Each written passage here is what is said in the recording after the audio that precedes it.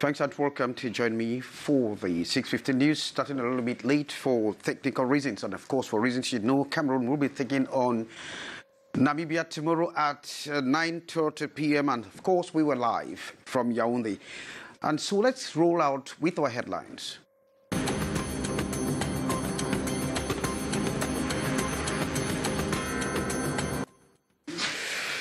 CPDM declared lone winner of the Senatorial 2023, winning all the 70 seats. The results were published or proclaimed this morning by the Constitutional Council. The 6:15 news samples the opinion of opposition leaders after the publication of the result. And minimum wage earners in Cameroon trapped between the hammer and the nail. Despite increase in the minimum wage, the very low income earners say they are still finding it very difficult to cater for basic needs. Top stories. Canal International.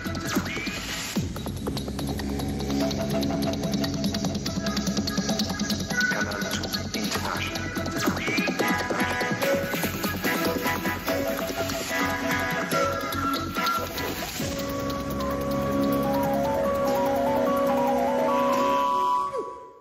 You're welcome to join me. I'm Kejang Henry at Timbe. Now let's roll out with our major stories. The Cameroon People's Democratic Movement, the CPDM, has swept all the 70 seats that were on hold for the March 12 senatorial. The results were proclaimed this March 23 by the Constitutional Council. After the proclamation of the results, our Yaoundé Bureau correspondent Haisincha caught up with some leaders of the opposition party, and this is what he puts together. The 2023 senatorial elections can be described as a one-man show for the ruling CPDM party, sweeping all the 70 seats across the 10 regions of the country. Upon the official proclamation of the result this March 23rd by the Constitutional Council, the other 9 opposition parties who were in competition for seats in the upper house of parliament said the outcome does not reflect the gospel of democracy. It's not good for our democracy. It's not good for our nation. It's not good for our development.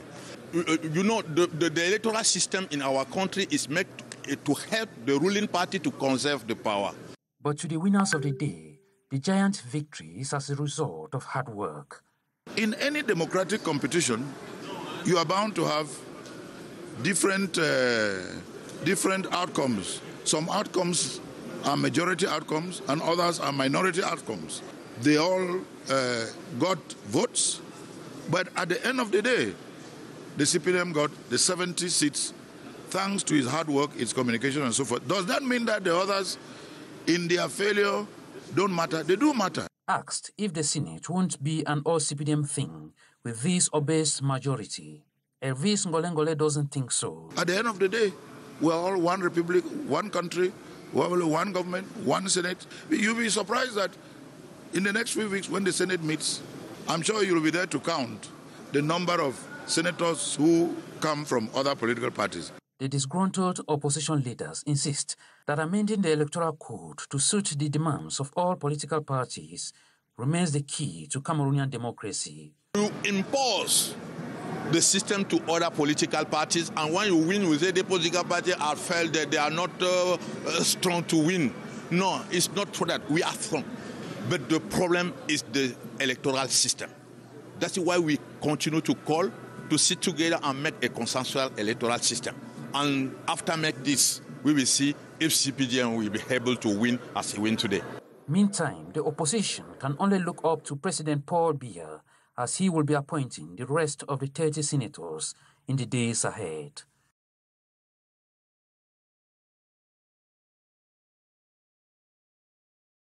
Well, thanks very much, Haisincha. We're staying with you because you're already online with us from Yaoundé. Haisincha is at the Ahmadiyya Stadium. Just been part of the press conference granted by the head coach of the Indomitable Lions squad, Rigobert Song Bahanak, ahead of their game tomorrow against Namibia, counting for the AFCON 2024. They played in Côte d'Ivoire. Hello, Haisin. How prepared are the Lions from what you've gathered from the press conference?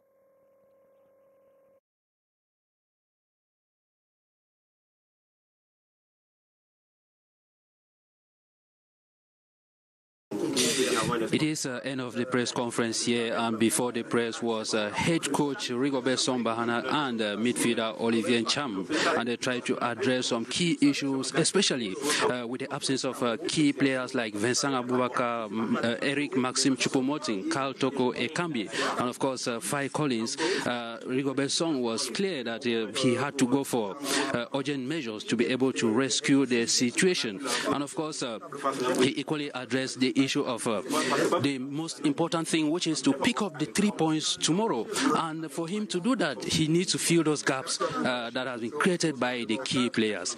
With me is Giovanni Wane. Giovanni, you listen to the head coach Rigobert Song Bahana address the issue of the absence of key players. Are you convinced that he'll be able to come up with a game plan that will be able to suit the match for tomorrow and then the victory possibly? Yeah, definitely. When we look at the two teams, we notice that Cameroon is 80 places above Namibia in the FIFA rankings. Namibia ranked 113th, Cameroon ranked 33rd in the FIFA rankings. So I expect Cameroon, no matter who they get into the field, to go on and get the victory. But this type of game is a tricky one because we've seen this before. Remember in 2013, Cape Verde knocked Cameroon out of the running of the Africa Cup of Nations qualification. So we shouldn't be taking such games lightly, though we expect Coach Rigobert Song to put up a good enough starting 11 to win this game. He himself said that big boys are missing. Vincent Aboubakar isn't going to be playing because he was carded against Brazil, red carded. Carl Toko Ekambi is injured, and of course, we have other injured players. Faye Collins Goran is injured as well. So at least 4 of our regulars will not be taking part in the game. So it's a bit troubling for the Indomitable Lions, but we expect them still to get the win. And who do you foresee fitting into the holes created by these players?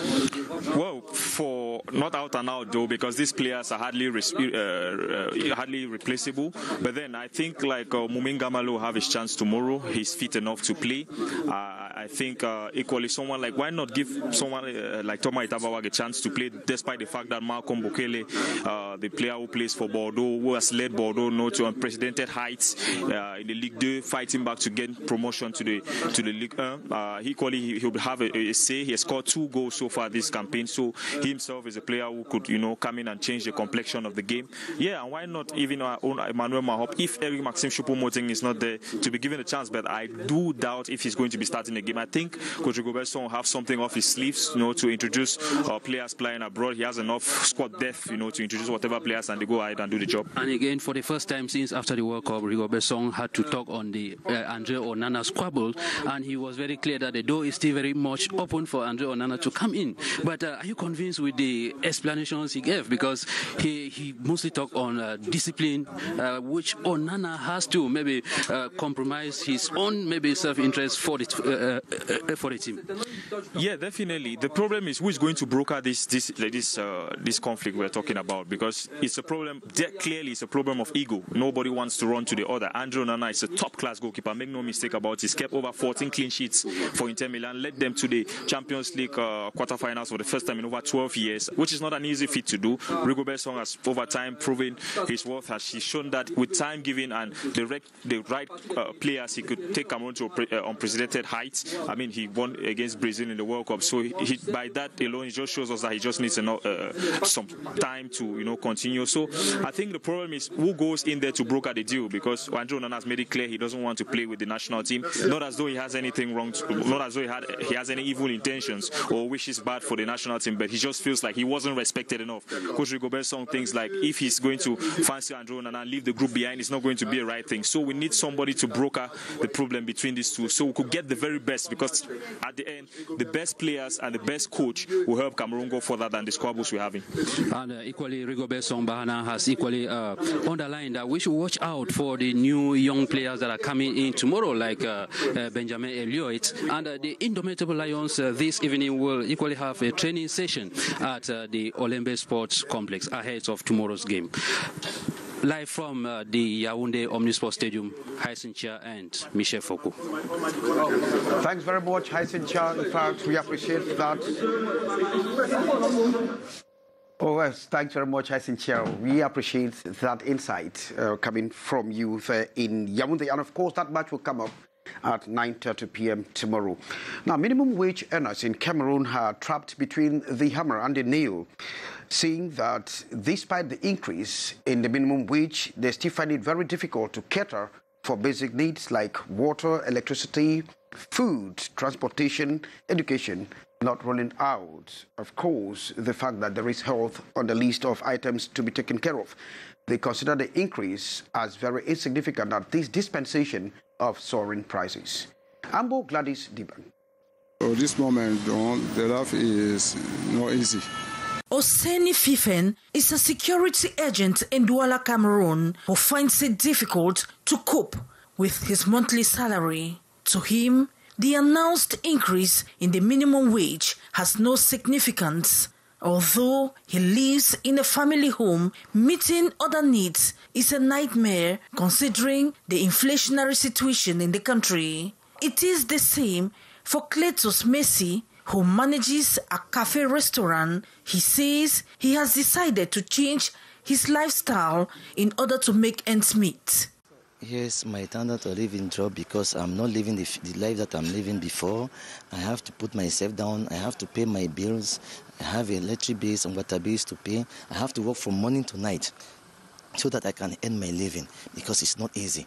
Because I cannot say that I can have 20,000 a day here for do all those things. I have to reduce myself for 10,000 francs. I used to pay electric water bill, but now I decided to cut the water bill and begin to take curry water from my head. This bartender and single mother explains how she gets through these tough times with a meager salary.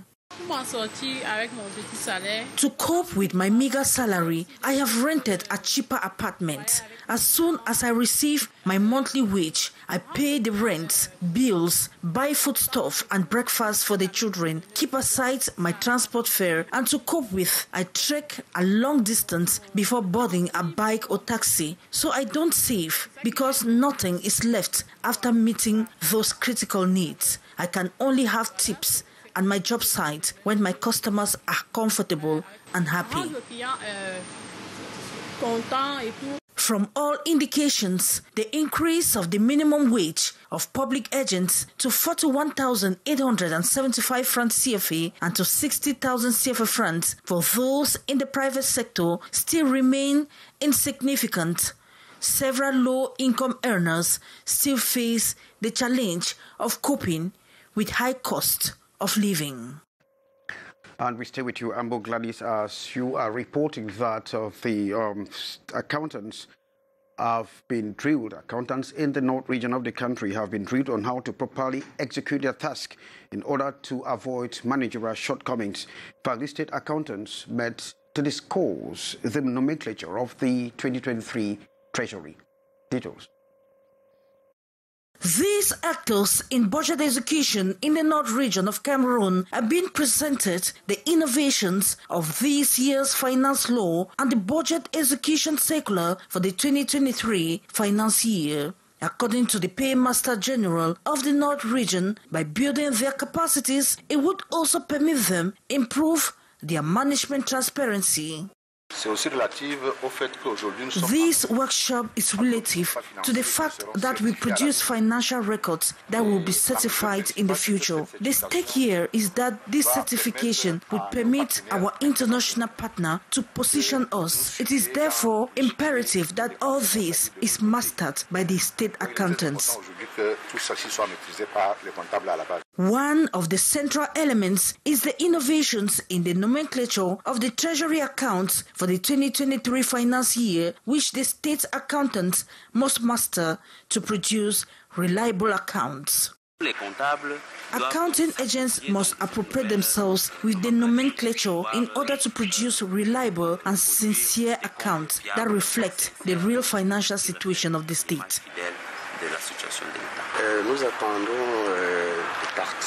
The participants, precisely the state accountants, master the innovations of the 2023 finance law in order for them to produce sincere, exhaustive accounts which will reflect the financial situation of the state.